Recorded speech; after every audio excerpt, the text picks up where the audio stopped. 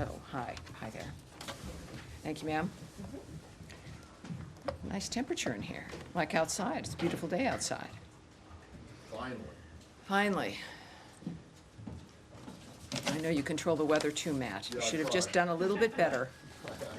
So I was saying somebody better, a few days ago when it was 28 degrees, that somebody better tell April that she's not February. All right.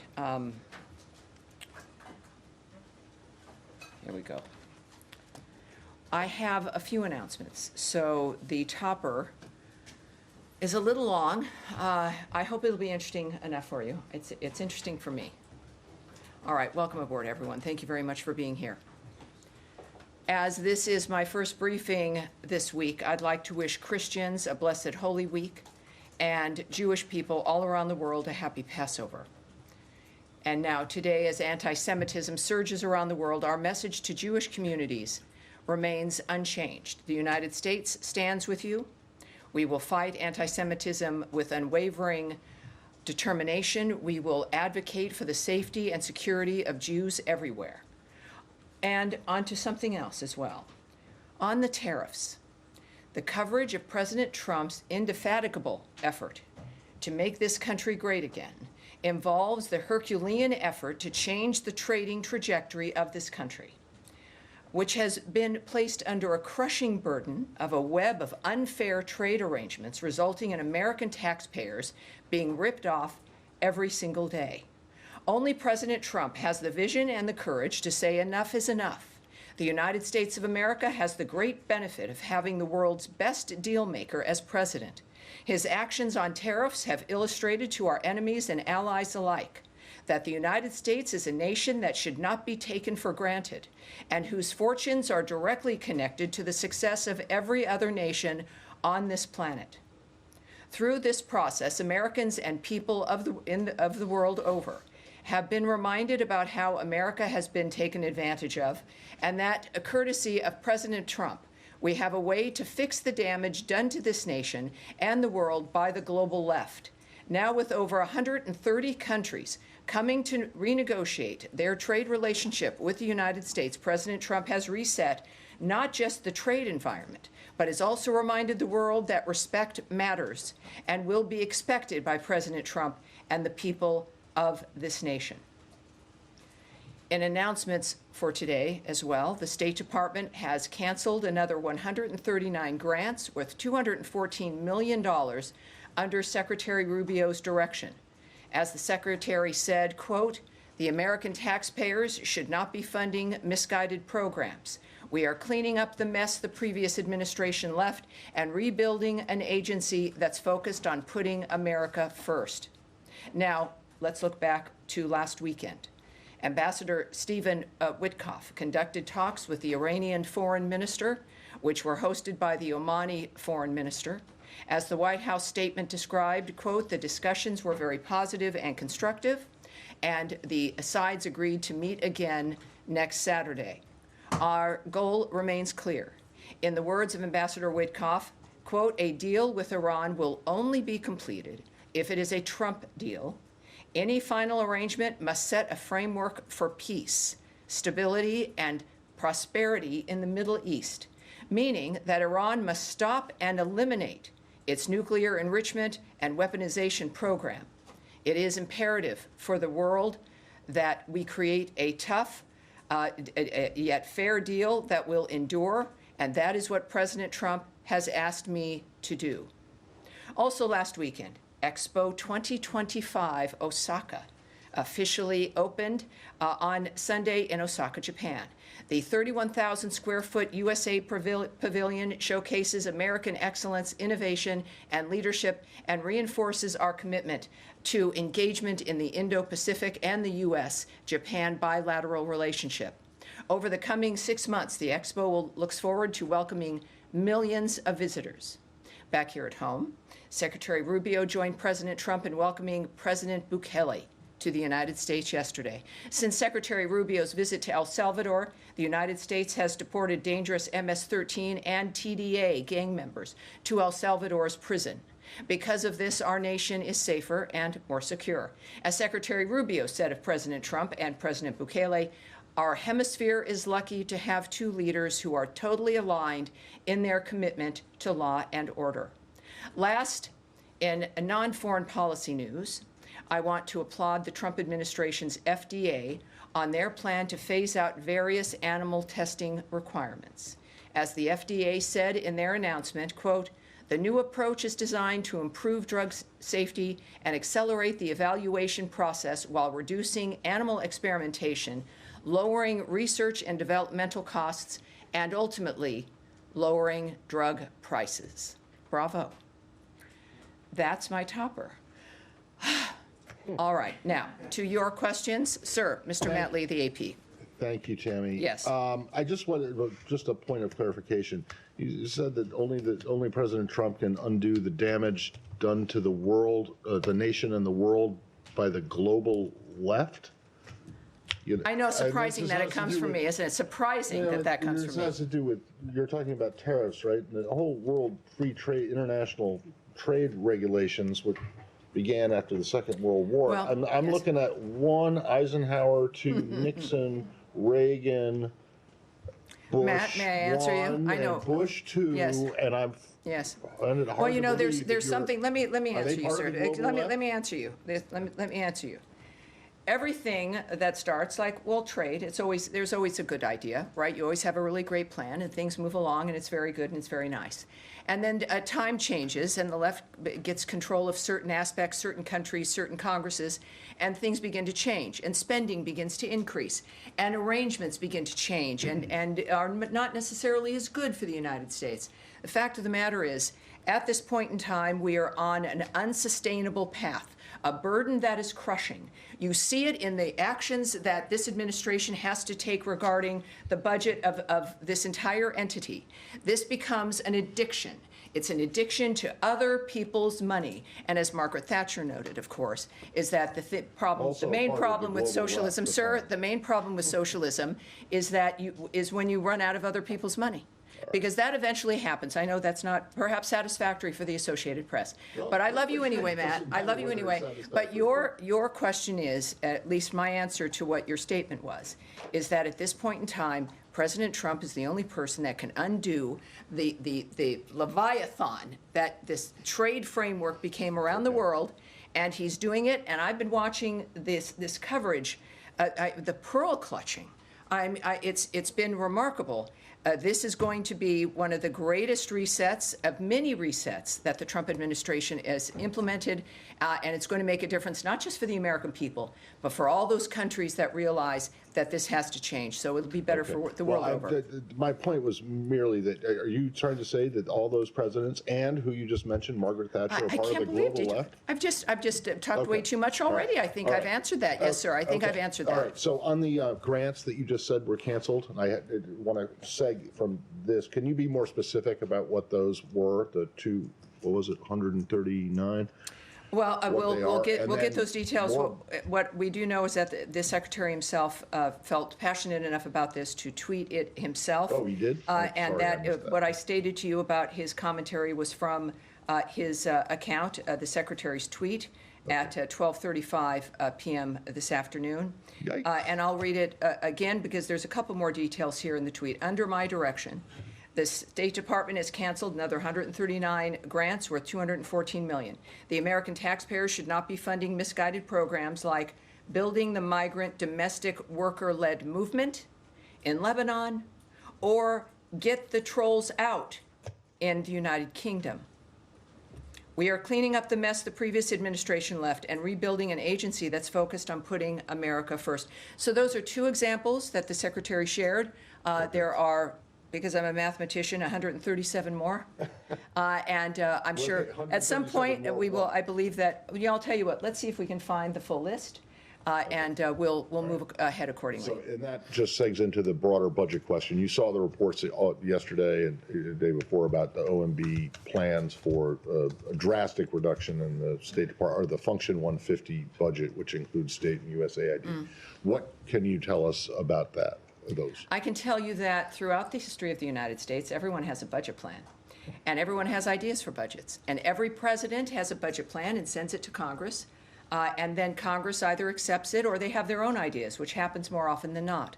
I can tell you that whatever you've seen in public was not released from this entity, was not released from this department, it was not released by the secretary, that there is no final plan, final budget, final dynamic. That is up to the White House and the President of the United States as they continue to work on their budget plan and what they will submit to Congress. So I would suggest that you check with the White House. But the kinds of numbers and what we tend to see is reporting that is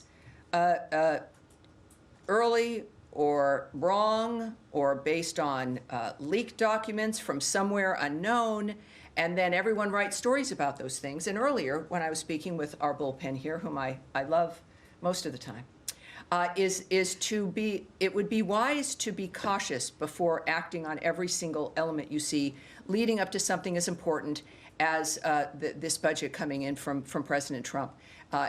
So we'll wait and see. Of course, again, these are not known or finalized or planned. Only President Trump has that information, and we're going to see it soon, I'm sure. Okay. All right. Thank you. Yes, ma'am. I'll follow up on that, though. There was some criticism from Democratic lawmakers about contributions to international organizations dropping by 89% from $1.4 billion last year to $169 million, including, quote, eliminating funding for the UN and NATO. Is that something that the department is considering, eliminating funding from those agencies? You know, that's from a story that is looking at a memo that was leaked or not from a plan that is a suggestion. What I can tell you, though, is it really makes me concerned when I see the word eliminate. I traveled to NATO for that summit with the secretary. Every meeting, every moment, every time on camera, in every bilateral meeting, talking with the Secretary General, the one message, it was with several messages, but the singularly important message that everyone there cared about was the fact that the Secretary of State of the United States reiterated our complete commitment to NATO, as has the President of the United States. Now, what we also want in our commitment means that we want to make sure and help to make sure that the nations in NATO can actually deliver on the mission of NATO, which is to be a deterrent. It is not to help with wars or to help fight them or to fund them or to make it a little bit better as the wars are going on. NATO was meant to be a collection of entities that would stop the bad actors from doing the bad thing, because it would be very, very bad for them if they did it. And at this point, clearly, we've got nations that have got to ramp up, share the burden, increase their defense spending, not because we're meanies, but because we are committed to NATO. And NATO has to be the thing that it has been purported to be and expected to be at the beginning and wants to be. I have to tell you that there was recognition of this fact. At NATO, the number of countries increasing their budget commitment to defense, the recognition that it was an important thing, without exception.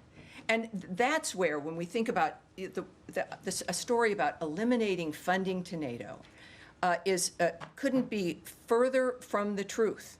This is about making NATO stronger, making NATO, well, dare I say, great again. But that's where it becomes like fear-mongering and understandably upsets people. But as I've said with the other review we've had with the foreign aid, some things will change, but it doesn't mean that we've changed our commitment to something, but it may look different. That if, in fact, other nations are coming together and raising their commitment and their contribution, perhaps the American contribution then does come down, and yet NATO is stronger.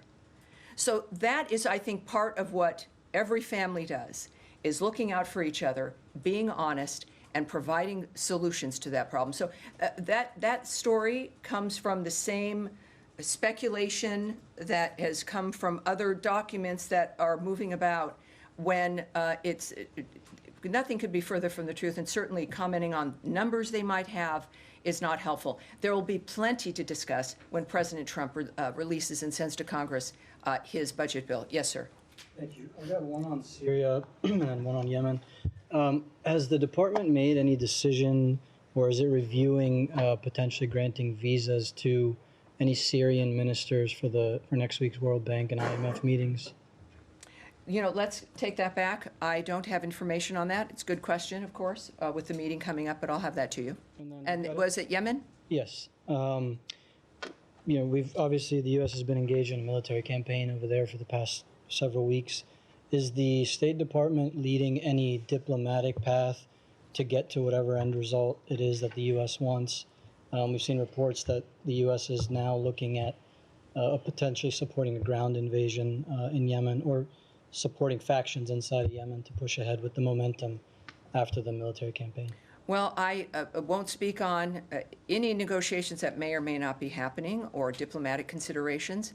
I think many people have seen the reports regarding actions that may or may not be happening on the ground in Yemen as the Houthis' ability to resist is degraded. That's not something I can remark on. Of course, though, when we think about the nexus of the nature of what's happening in the Middle East, the United States has made its point clear, as the Secretary and through the President, through the ceasefire work and the nonstop efforts regarding the issues in Israel and on the Gaza Strip, and certainly now in the remarkable fact that Iran is at the table regarding their condition, which has also been affected, of course, by the degrading of Hezbollah, certainly the disaster that Hamas has brought that region, including Iran. So when we think about the ceasefire and making people's lives better, it certainly affects the entire region. And I think that's what we can all count on. Yes, ma'am. Tammy, thank you. You started out with some of your remarks saying that Iran must stop and dismantle its nuclear program. Well, let me say that was Ambassador Witkoff. Yeah, echoing what Ambassador Witkoff tweeted earlier today.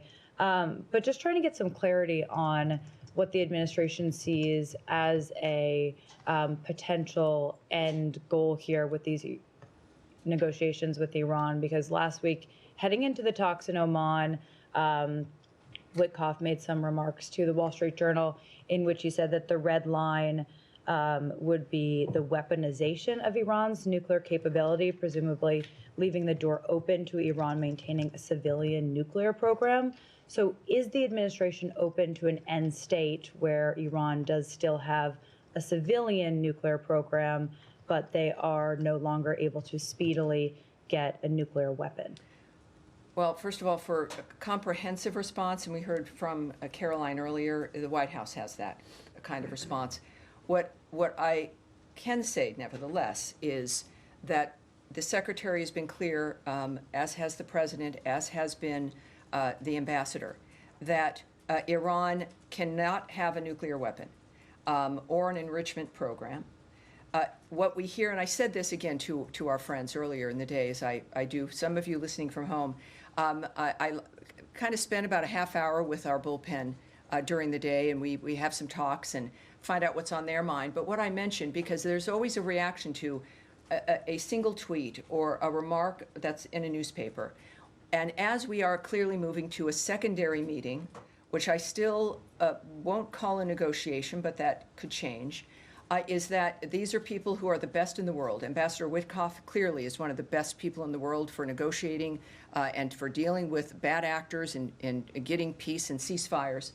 But when things are being said in the moment, in public, you must consider that that's not part of how they negotiate in the sense of whatever they're talking about together. And that one should always wait and see that no one's negotiating in public. No one is, I don't know who that message would be for or the nature of what's said and how and what format. I would say what matters is an end result, our parties agreeing, papers being signed. It is not what people say, but the actions they take. We have shown that as a nation when the actions that we take and the nature of what we commit to, you can combine the two of what we say and what we do. But I would say that there's one goal here, and that is that Iran cannot have a nuclear weapon, and certainly the enrichment program. And that is, I think, a pretty easy thing to start with, and that is the one thing that we know that they're working on, and I think we'll have some success considering who we're addressing. So just yes, sir. Follow up on Iran. You mentioned Ambassador Witkoff's tweet today. Last night in an interview with Fox News, he was talking about keeping Iran's enrichment levels below 3.67%, which is like on par with JCPOA. Today he talked about eliminating Iran's enrichment. So what's the reason of this difference here? Well, if you can contact the White House, but what I just noted to you is that these are comments that are made. It could be made, by anyone in the moment of something that's happening. I would point to his comment today on Twitter, but I also, Ambassador Witkoff speaks for himself quite well, and he is a very transparent man. What's going to matter is what is accomplished, what the end result will be, as opposed to parsing one statement or a sentence line there and another one over here. I know we all want answers because, well, humanity has an interest in the end result of this. But I would just caution you in that regard, and to wait. And again, the thing that matters is what is accomplished, what the last point is. And if anyone can do that, it would be President Trump and his vision, along with Ambassador Witkoff, who's done a great job in this regard. Yes. Tammy, thanks so much. A couple questions on the Palestinian Authority. The Times of Israel reported a few days ago that Mahmoud Abbas had sent a letter to Secretary Rubio trying to open up the door to get certified that the pay for slay program has been ended by the Palestinian Authority. I know you're not going to comment on that correspondence, but in a broader perspective, the State Department is not exactly doling out foreign aid with any enthusiasm at the moment, and the purpose of ending pay for slay would be to restart foreign aid to the Palestinian Authority. So does the State Department have any appetite at this point to start that process if the end result is no foreign aid being distributed in the end anyway? And the second question I have is just the broader bird's eye view relationship right now between the U.S. and the Palestinian Authority. Mahmoud Abbas boycotted during the first Trump term, and we've seen American officials go to Jerusalem a number of times. Historically, they made a corresponding trip to Ramallah or Bethlehem. We haven't seen that so far. So bird's eye view. I think I always try to give you the bird's eye view.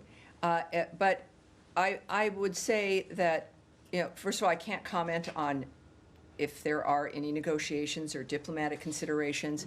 What I do take issue with immediately is that we don't have any glee or excitement over handing out foreign aid. Our commitment to foreign aid hasn't changed. It is in our nature as Americans. It's what we do. I would argue the starting of this country was an aid package for the future. My goodness. And it certainly is also, foreign aid is not a carrot or a stick in negotiations. If it's needed, it's needed. If it isn't, it isn't. We don't use it in that fashion. So I like you very much, and I think you're a nice guy. But it's always disheartening. I don't want to be mean. I don't want to be mean. Only to Matt, I want to be mean. It's disheartening but it reminds me, and I'm glad that I'm here, to repeat, for people to not be left with that impression, that it's not like, we got to get foreign aid. It would be great if nobody needed foreign aid. But we know that we are a country with incredible resources. We know that. And we have incredible responsibilities. And we do not shy away from them. It's part of why we do what we do. We want to be a part of the world. We know we can help, and we do.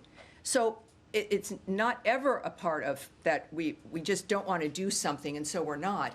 It's can we? And can it be done properly? Is it aligned with what's great for the United States? And mostly also, certainly it is not used as a weapon. And I just want to say that as strongly as I possibly can.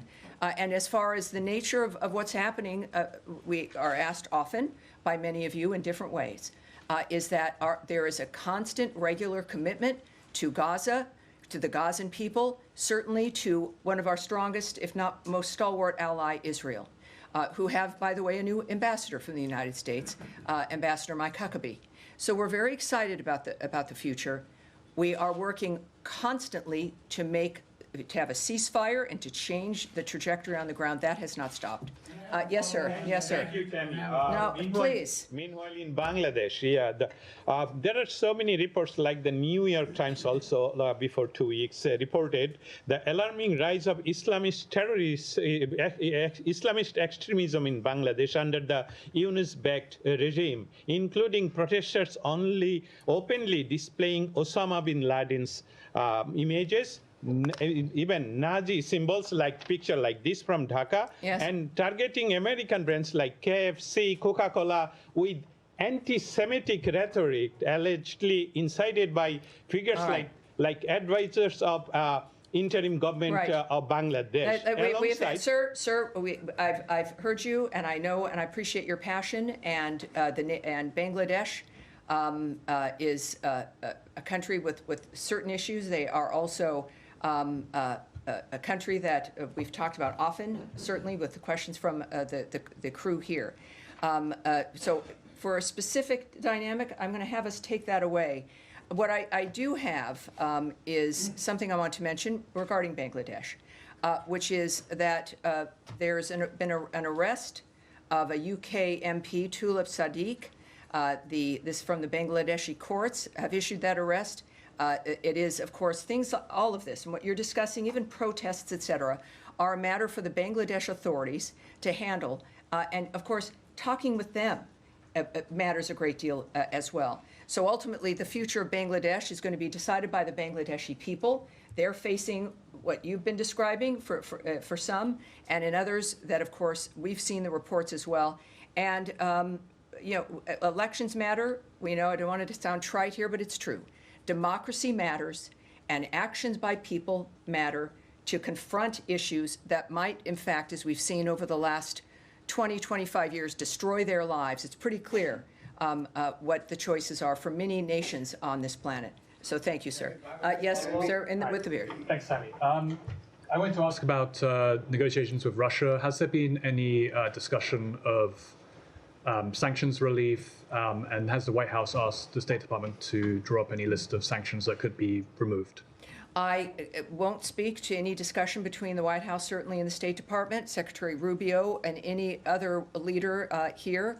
What I can say is a reminder that what was clear from the beginning, there would be no negotiations, no decisions, no arrangements until after the carnage has stopped.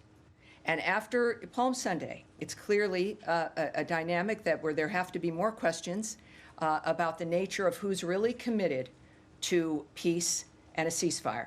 But there is no negotiations or arrangements and based on the regular statements from the administration and from Secretary Rubio as well, that until it's a meat grinder. That has not changed. And until that stops, nothing like that is happening. And yet we continue to work, obviously, for the ceasefire in that regard. Yes, sir. Hi, Tammy. Thank you. I had a question about Sudan. The outgoing Biden administration declared the RSF's actions as a genocide. Does the Trump administration agree with that designation of genocide? Here's what I can tell you about what's been happening. The United States condemns in the strongest possible terms the RSF's continued escalation of attacks on Al Fasher, North Darfur, as well as the attacks on nearby Zamzam and Abu Shuk, internally displaced persons, which is the IDP camps. We are deeply alarmed by reports the RSF has deliberately targeted civilians and humanitarian actors in Zamzam and Abu Shuk. We condemn the RSF's attacks on the most vulnerable of civilians, including killings of at least 10 U.S.-funded relief workers providing critical life-saving assistance. We urge the protection of civilians, including humanitarian workers. We also call for the opening of humanitarian corridors to enable humanitarian access and the safe passage of civilians fleeing violence. The belligerents must uphold their obligations under international humanitarian law and must be held accountable. So are you declining to affirm the designation of genocide? I've made my statement clear, but what this does mark, today marks 2 years since the start of the conflict in Sudan. And this conflict has caused death, destruction, and a displacement crisis that has the potential to destabilize the entire region with massive flows of displaced people, arms, and disease. It is past time for the warring parties to put down their guns and negotiate a durable peace that allows for broad-based participatory dialogue so the Sudanese people can decide their future in a peaceful and unified Sudan. just to clarify, Yes, I wanted to clarify I've the answered you. definition of I've genocide. extensively answered you quite extensively, sir. Go ahead, please.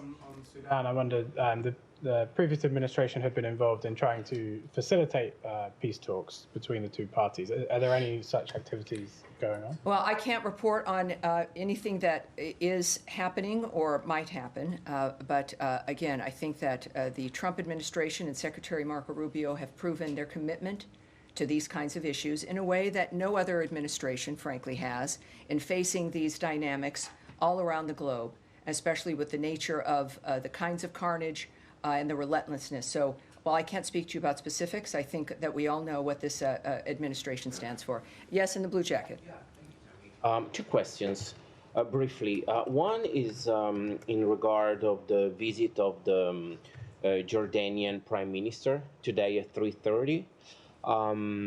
If you can tell us a little bit about the topics that are going to be discussed. No. I'm assuming Gaza. No, no, I can't. It's so nice. It's so nice with the Italian reporter, the nice Italian accent. Right. Can you tell? It's like no. No, I understand.